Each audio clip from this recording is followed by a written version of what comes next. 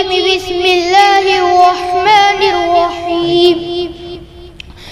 لله ملك السماوات والأرض يخلق ما يشاء يهب لمن يشاء إناثا ويهب لمن يشاء الذكور أو يزودهم ذكرانا وإناثا ويجعل من يشاء عقيما إنه عليم قدير.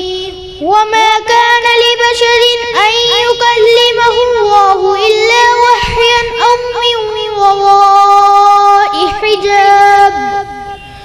أو من وراء حجاب أو يرسل رسولا فيوحي بإذنه ما يشاء إنه علي حكيم.